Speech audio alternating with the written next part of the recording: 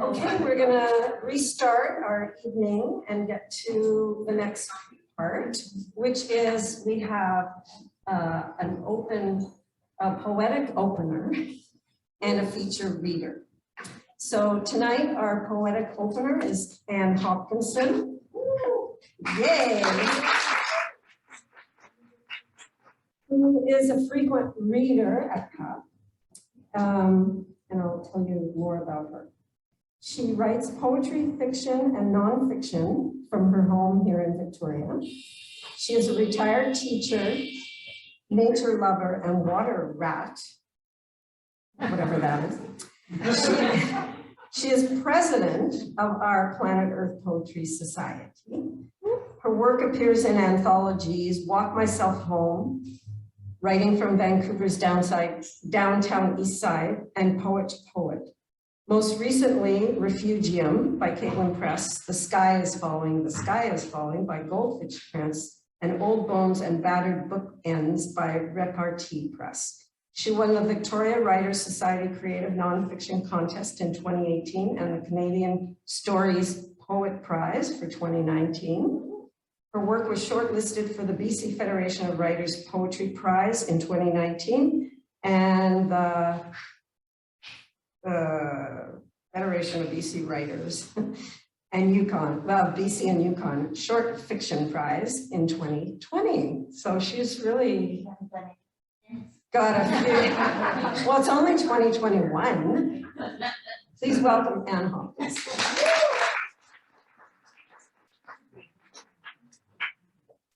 Now, Nancy, am I allowed to take this off? Yes. Or are we, yeah, okay. Oh, wait.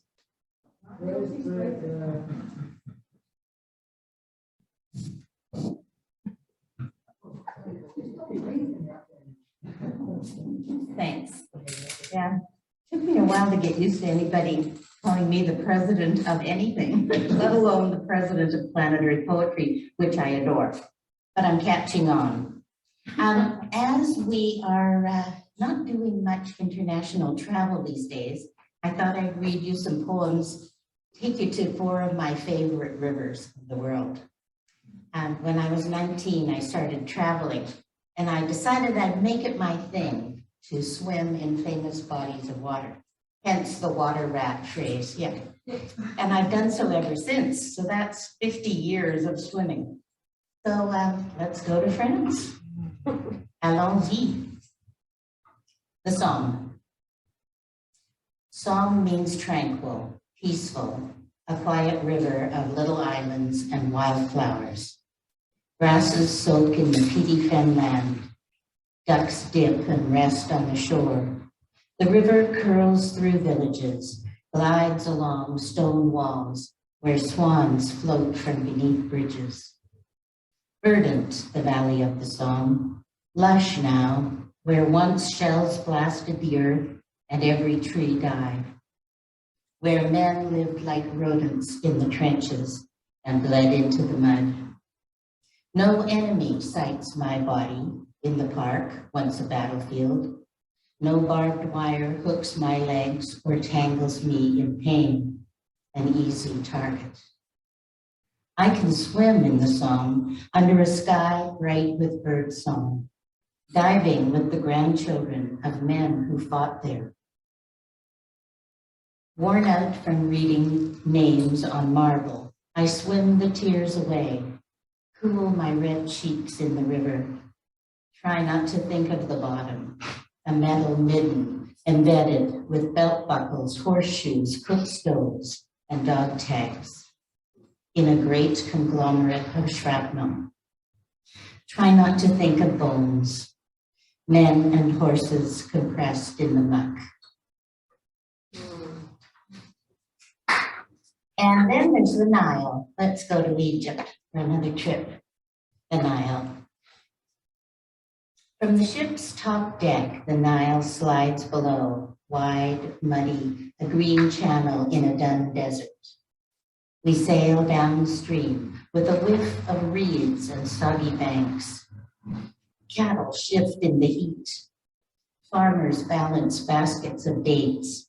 I swirl my drink, sip the buzz of midday gin. 2 firemen from England chat me up, good looking in their cutoffs and tank tops, brown skin and sun-streaked hair. One stands close, the other checks my legs. They invite me to do the Luxor bars with them that night. Another drink, questions and pickups in Liverpool slang, each one a little dirtier. They toss back cold beer, order more. One nudges me for attention, asks which hotel. And right away I know, not these two with their eye-to-eye code. I perch up on the teak rail, head above theirs, and catch sight of the dock. They press in, cocksure, hands on my knees. It'll be fun, they coax. My neck and thighs burn in the afternoon sun. I want shade and solitude, but it's a game for them. Come on, why not? They jostle each other, showing off in a mock battle. Hey mate, she's with me. No, with me. Push, shove, horseplay, like teenagers. In the scuffle, I tip over, off the rail, backwards into the Nile. I think of crocodiles and bilharzia, predators of a different kind. Cool, the short swim to the dock. I was 19.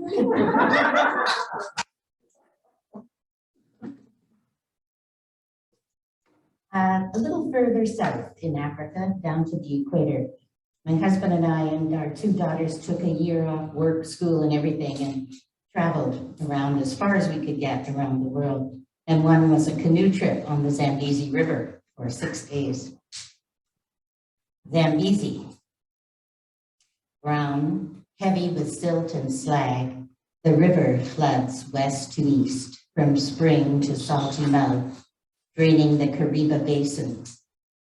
Debris remains, efflux from mines, ordure from herds washes down and is swept along. Mouth shut when you swim, don't go under. It carries mud reek and scent of water hyacinth, sucks trees from its banks. Lined with orchid and agapanthus, the open sewer streams through. Lumps float past. Green clumps circle a hippo shit eddy. A buffalo skull hangs tangled in roots. A rib cage sinks into mud between sleeping crocodiles. Pull off the leeches, don't swim at dusk. Ochre cascades boil into white foam on rocks the size of elephants. Rapids bulge up midstream, sink like serpents coiling round Miami, Miami, god of the river. When the wind picks up, it lifts the rock-rich vapor, the dead meat palm, over the riverbank and into smoky villages. Children dip their buckets and carry them home. Keep to the shallows, don't swim alone. You may wonder why you would swim in the Zambezi River, having heard that, but it's really hot, hard work paddling a metal canoe at the equator. So. And this one is to cool us off a bit in New Zealand. Blackwater rafting. Wetsuit family with helmets and miner's lights, diving boots and inner tubes. We climb down into a cave at Waitomo, New Zealand. Dim, the tunnel descends until it shuts out daylight completely. My daughters, 11 and 14, disappear and reappear as the rock passageway bends. How easily they venture into the dark, testing echoes, calling out to bats, while I quiet my doubts and keep pace. Water rushes below, the air dampens. Now we learn depth inside our bones. Imagine the weight of limestone, the centuries of erosion hollowing this passage. Stalactites drip in our light beams. a rivulet runs beside the path. At the pool, we must launch backward into black water, inner tube gripped tight. The guide goes first, and before I can think, my daughter steps to the edge and flings herself out into the dark. She's gone. Headlamps careen about the grotto like searchlights in the blitz. Husband and younger daughter go too, with hoots and yells. The splash wash relief as they surface. And me, wherever they go, I go. The current takes us, turns us in rippled waves at the bends, our voices ringing down the river tunnel. Where do the side channels go? Will my girls keep together or be lost forever in a cave 200 meters down? The guide talks fossils, insects, and glowworms, Arachnocantha luminosa, as we float into a cathedral cavern. The underground sky, a cosmos of green-blue lights, each little glowworm feeding from its sticky threads, insects caught in bioluminescence. We drift below, heads back, quiet now. Something grazes my ankle, and I think, eels, but it's my husband running his foot against mine. Glad we came, glad we took the risk. I memorize the moment, the ceiling of larva stars, the girls whispering delighted, husband's quick kiss, the way we bob along together in the dark, trusting a man we don't know, on a river underground, on an island on the other side of the earth from our home. We trust him when he says we will climb waterfalls to reach the surface. We do climb by handholds and ledges, laughing as cascades shower our helmets and shoulders. Wet for 2 hours, we, the amphibian family, leave the Blackwater River and see above a bright exit, an aperture of light we all want to reach. Thank you.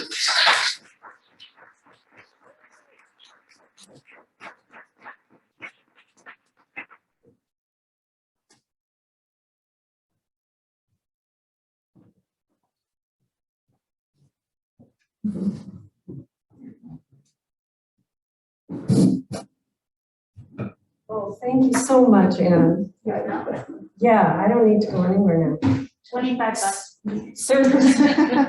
Certainly not to the, what was it, the Gambesi River? Zambezi. Zambezi.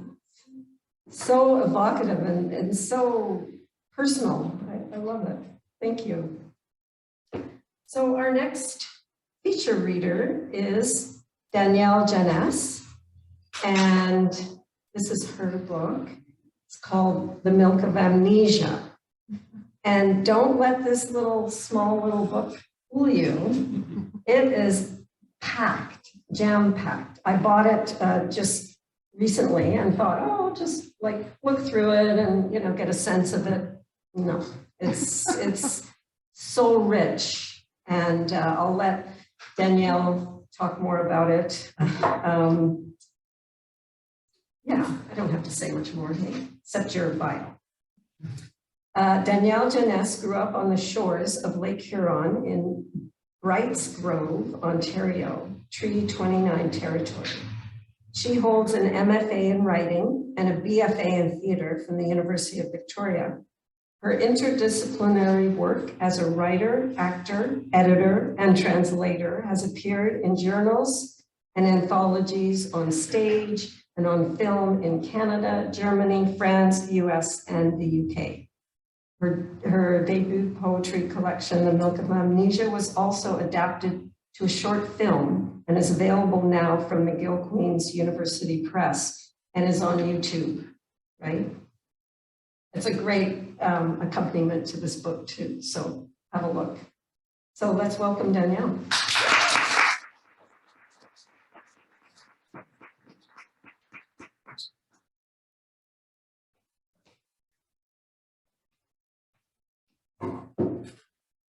Hey, that up here. Thank you all so much for coming. This is my first in-person event since this book came out in March. So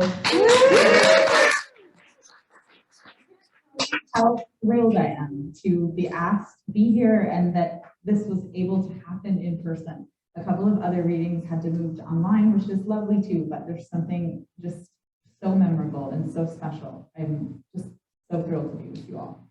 Thank you, Planet Earth Poetry. And thank you, Anne. Those poems were just beautiful. I love how embodied that kind of site-specific poetry is. I'd read a book of that. Yeah. I'm going to set my timer, just so I know where I'm at. I'd like to begin this evening with a poem from the Irish poet Yvonne Boland, who was writing up until her death last year in 2020. This is from her posthumous collection, Historians. Eviction. Back from Dublin, my grandmother finds an eviction notice on her door. Now she is in court for rent arrears. The lawyers are amused. These are the petty sessions. This is Drogheda. This is the bank holiday. Their comments fill a column in the newspaper. Was the notice well served? Was it served at all? Is she a weekly or a monthly tenant? In which one of the plaintiff's rent books is she registered? The case comes to an end, is dismissed, leaving behind the autumn evening, leaving behind the room she entered, leaving behind the reason I have always resisted history. A woman leaves a courtroom in tears. A nation is rising to the light. History notes the second, not the first. Nor does it know the answer as to why, on a winter evening in a modern Ireland, I linger over the page of the Drogheda Argus and Leinster Journal, 1904, knowing as I do that my attention has no agency, none at all, nor my rage. Thank you to Evan for that poem. The Milk of Amnesia is also concerned with history and a woman's memory. Here we're not in Ireland, but in Eastern Europe, primarily Berlin and Warsaw during the Second World War, and today. You might also recognize Victoria in some of the poems in southwestern Ontario. Our speaker is a young woman, a mother, who has returned to the Europe of her grandparents to search the rubble for traces of her family. So the poems are interested in how we create memory and history, in photographs, in film clips, in archives, and they also stage themselves as theater. We meet a cast of characters who join the woman on her journey as the poems skate between time and place in 5 acts. I'll read tonight from within Acts 1 to 3.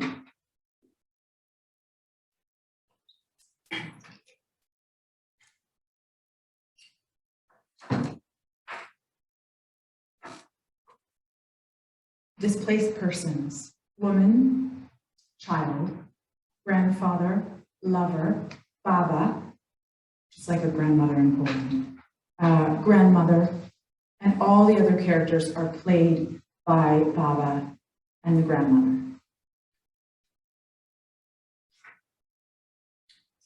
From Act 1, Arrival. Face down on bare stage. Figure of woman, costumed in watery muslin chimneys. No overhead light source should address her form. From the vomitorium, a wan, cyan white profile, thrown obliquely at a low angle. She lies there as if weighted on the underside. The vertical and transverse muscles of her spine contract as she attempts to lift her face from the floor. Her breath is shallow, radiant snags in her chest. She summons her will, knees to hips, palms to shoulders, to push to fours, collapses. lies there, her gaze, dimly fixed on a distal field, flickers now and again over her pinky finger, pisiform bone of her wrist. Goosebumps stipple her flesh, hold the fine hairs to end. Still, she's unable to rise. A ribbon of wind unfurls in the theater, tonguing the translucent plastic of the cyclorama from its curve. She exhibits no motion, but her thoughts snake through beneath her skin, articulating bone. Fractures appear in the studio ceiling, feathering the walls that hung and roam. Stored scenes on painted drops free fall from the hoists. Drywall dust like buckshot talcs her skin. What is the flavor of this burn? Her thoughts lick the creases of her throat. The grid deck shimmies. The barn doors whip from their hinges. Catwalks torque, and the loading bridge bifurcates under pressure and mass. Off twists the roof. Flaming Filipinky cocktails of nails and screws and hot glass burst from the electrics, powdering her hair. She's not dead, but armless. She cannot even hedgehog curl. The legs of the platform on which she is prone have lost their brackets and could also at any moment buckle, and we would lose her entirely. A ripple of tension traces her fingers and toes. Not hope, but the faintest instinct of a hold. Scraps of burnt velvet flutter through the dust like rose petal confetti. How long should she lie there? From a gobo, the moon's halo. Now the sun, a bright red gel. Rainwater in Morse code, then snow from the nimbus of the shorn proscenium. Dandelion spears green the busted coffin locks, and birds V in with flutes and wind instruments. She lies over the cross bracing, encircled by panorama, a bullseye in the after shrapnel, the serrated leaf of her exhale, inhale. How long?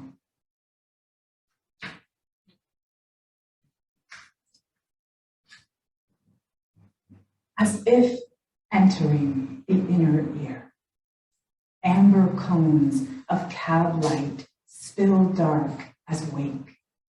She listens, believing herself to have heard him years now from across a great distance.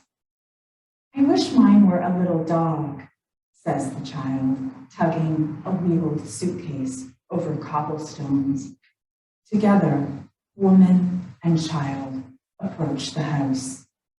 Pale bricks take shape like consciousness reassembling after deep surgery, mind walking fingers to wound before the arm wakes.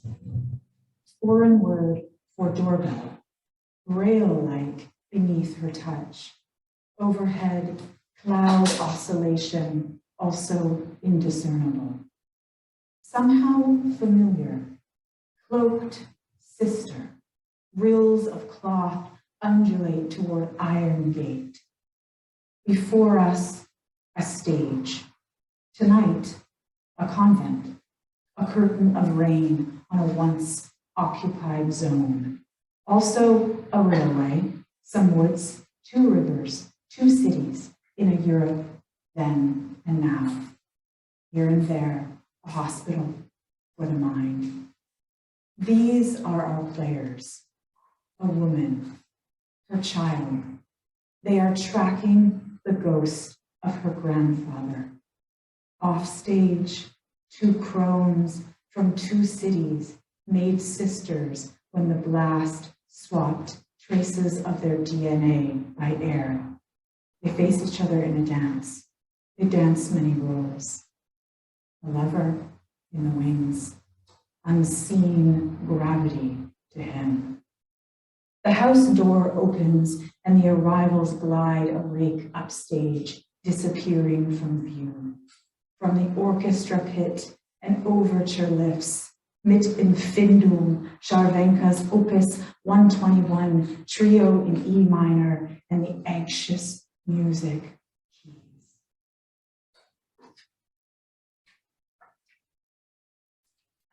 My grandfather, Joseph Stupinski, was arrested in the first 20 days of the war in Warsaw. He was a tailor's apprentice. At the time, he was sent to a gulag in Siberia, where he survived for 3 years before being released or escaping. We're not entirely sure. He joined the Free Polish Army and later made his way through Tehran and Iran into Monte Cassino, where he fought at the bloodiest battle of the war. And after the war, came to Canada. Much of this concerns Joseph and my grandmother and their story. Joseph, your letters arrive in the night. Camel leather notebook, virsha pressed on the skin, tissue-thin sheets crossed by your hand, dentures on a bedside table, medallion of Karol Wojtyła, vodka in a glass of buttermilk. I have 4 photographs of you. Black and white in uniform, you are young somewhere. Play a polka. The ears of your feet will hear, and you will rise from the earth wherever you are. 1, 2, 3, 1. Unfold my heart's tunica. A fig of you, stitching, cross-legged, in a pocket of the pulmonary trunk. Your suitcases were returned to us. 1 leather Oxford, wire coat hangers, spool of gray Coban, worn men's undershirt, half a roll of exposed film. We ransomed a coffin home for $10,000 in the year 1986. We were not permitted to open the box that we put in the earth at St. Mary's. Really, we don't know if you're dead or... I made a doll from spools of thread and I play with her, wrote Matushka inside Alexanderplatz. No matter what, you need somebody. A fig crosses Wiktorska Street wearing your horsehair coat. Nie mówię po polsku. I don't speak Polish. Where did you go? Przepraszam bardzo, says the woman at the hospital. I'm sorry. You can see from the map. These streets are gone. This house no longer exists. My grandfather returned to Warsaw in 1986, which was still communist at the time, and he died there under opaque circumstances, which we were never entirely able to ascertain. Papa, as I called you, though the cousins said Jaju, grandfather. Something about the German, whom I love, resembles you, which is another way to ask if the war is over. Something in the line of his nose or the way he holds his upper lip. He is no hand worker, though he gives his touch from inside the body, through the arm. Caverns of thought he lets to the joy and sorrow birds, those twin vampires of sense. I too forget my head. Imagine, I see you both everywhere.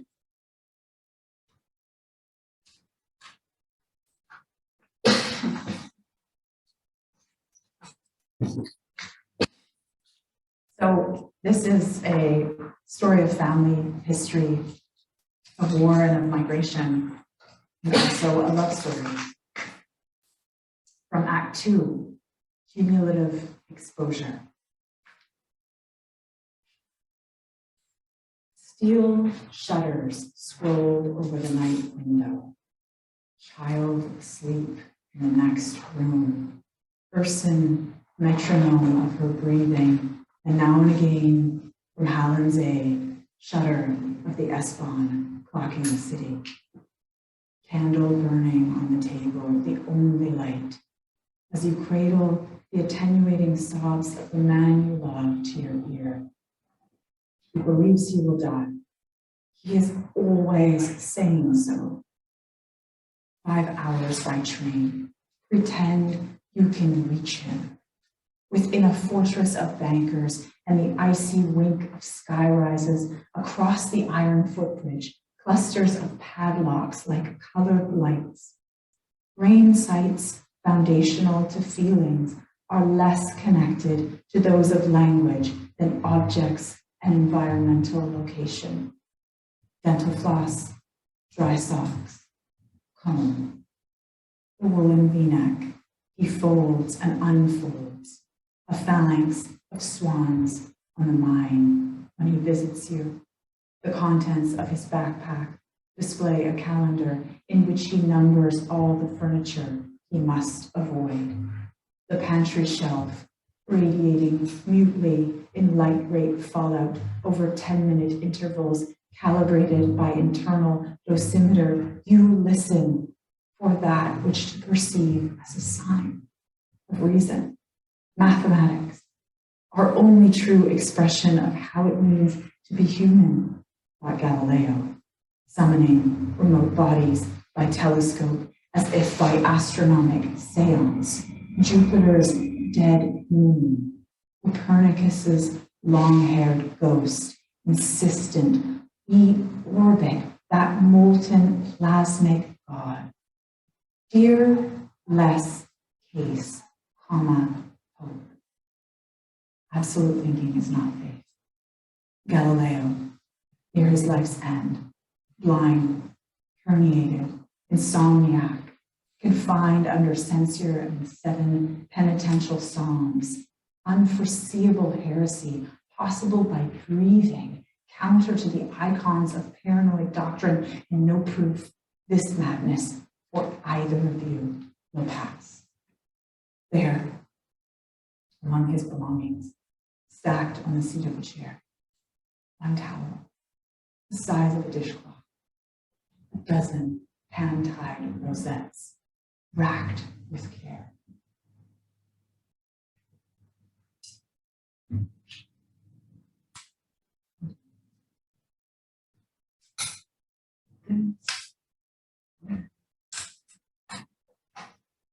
More on the lover.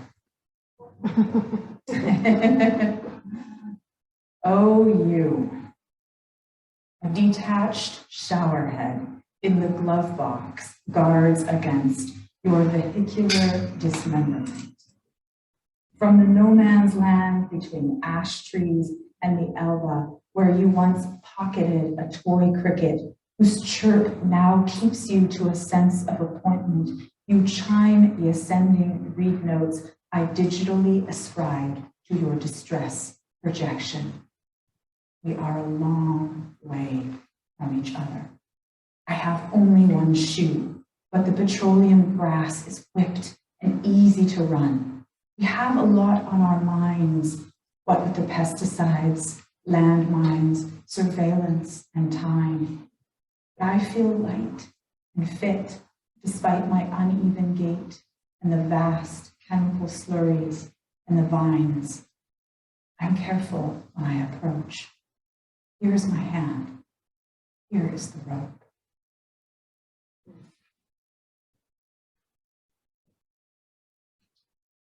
Here you are again. You've come back, dressed in the sheep's loft, in the shade of the slab that sat before the tomb, before someone I've never understood who heaved it aside. Even the rabbit sees through you for your lack of scent.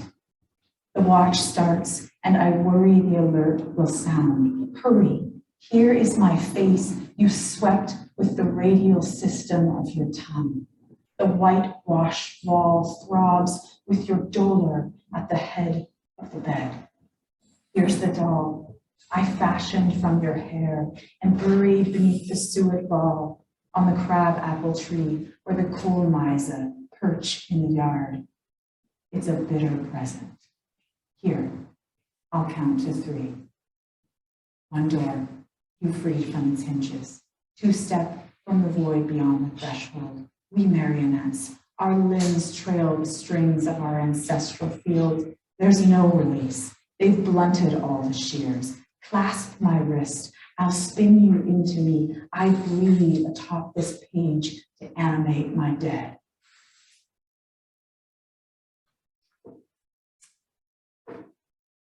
And I'll read, given the season, a few from the 3rd act, The Wound Carnival. Kind of a play within a play. The tone is darker. Our theater. We claimed each other here. An old woman ushers me in, and beside you, the last empty chair. Glossy headshots reveal how we appeared to each other then. A white linen scarf at your neck. Balmy July. Your eyes strike the wooden bangle, flint at my wrist. Madam locks the door to latecomers, and the house lights dim. Buoyant hands hoist the ropes that lift the curtain's velvet lip up on the posts of a transected chapel. Black Madonna of pagan conifers and paper birches at the border of 2 countries. Blue winter light falls center stage as if from a cut in the clouds, and the earth beneath 6 open apexes glitters with window glass like the broken crust of new snow.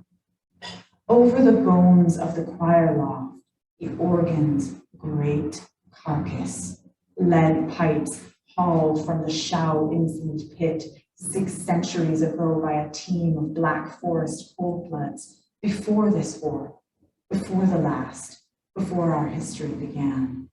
Dust, horsehair, pine needles, traces of organic matter swirling through air between organ trees where slow moss sprouted and fescue, and in spring, the hoary bells of pasque flower, yellow-centered, miniatures in ivory and brass.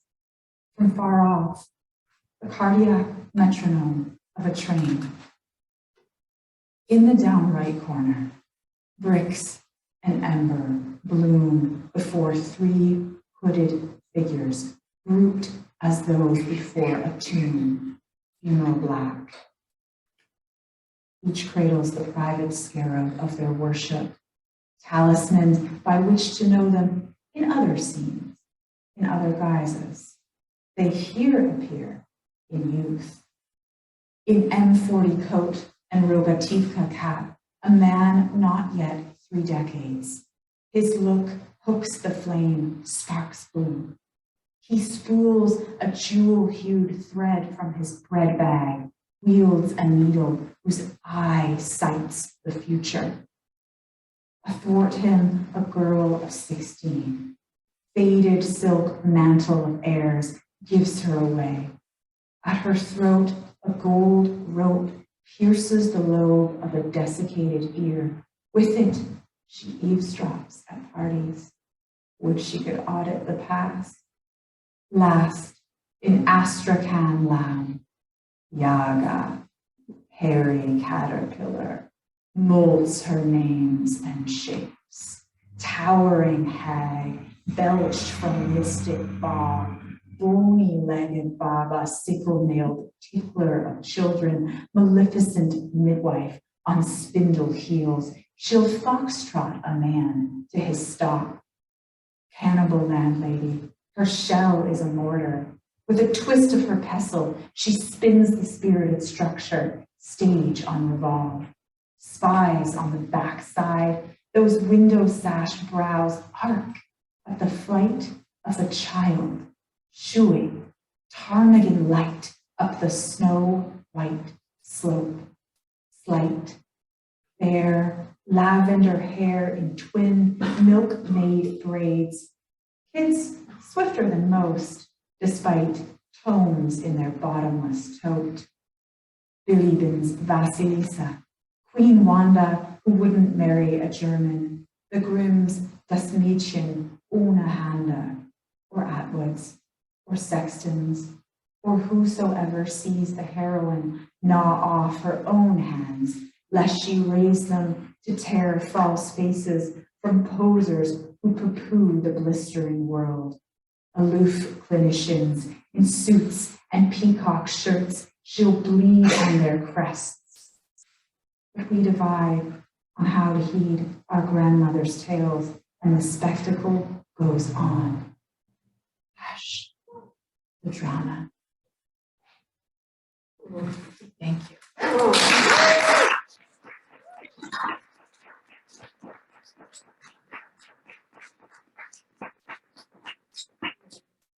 Sure.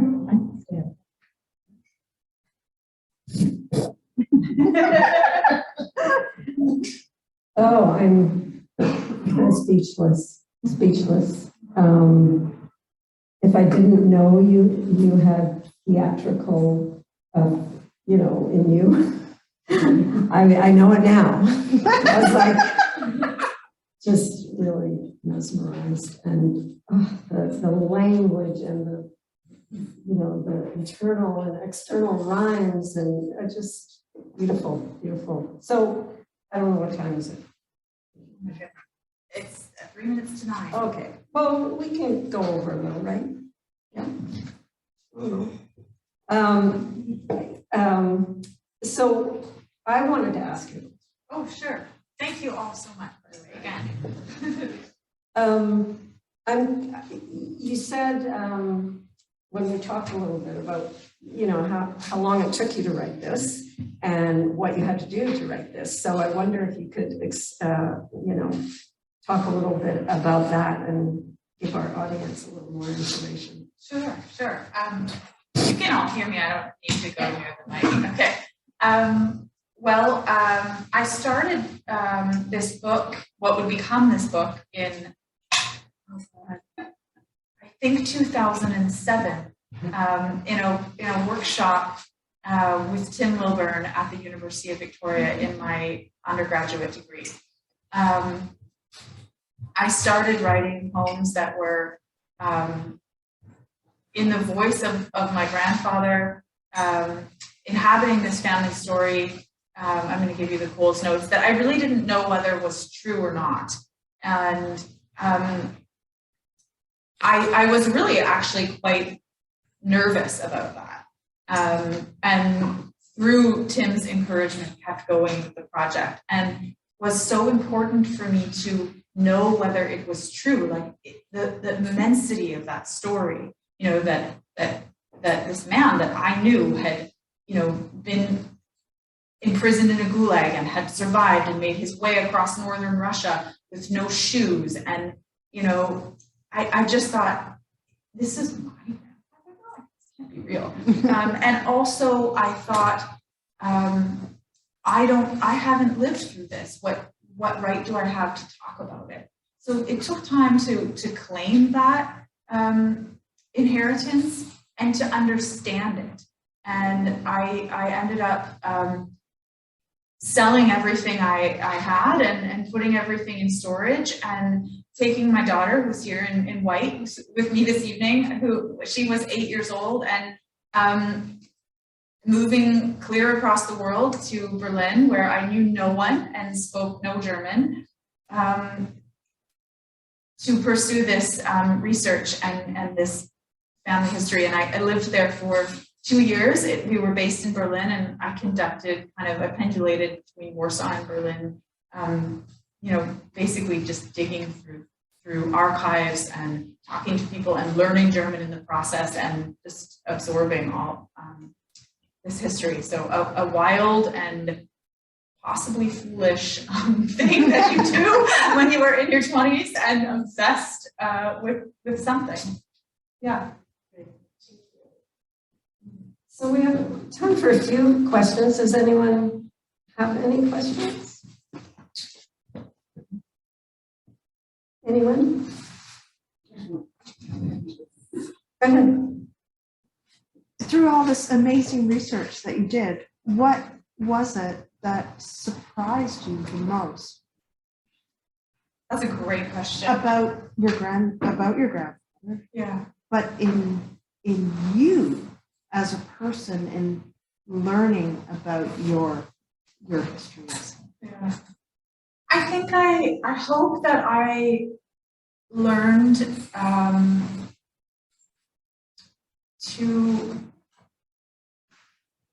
believe in what I knew to be true, even when history could not prove that in any empirical way. That's what I hope I learned. I mean, I think that's kind of what Yvonne Boland is talking about in that home. And for me, I really couldn't find anything satisfactory. And it was only after I returned home and, kept going with the project, but still, I was very nervous to possibly be publishing work that I wasn't entirely sure was true. And then, I won't get into a long story, but then I found this army record, which is a photostat of which is published in the book, that it's this opaque record as records are, but it confirmed everything. And I felt like the hand of God, had come down and like dropped that in my lap. Really, it was actually my father who helped me find it. But I now feel that, to go back to what I said, that truth was in me all along. And really that was only one flimsy piece of paper. And we let those things mean so much.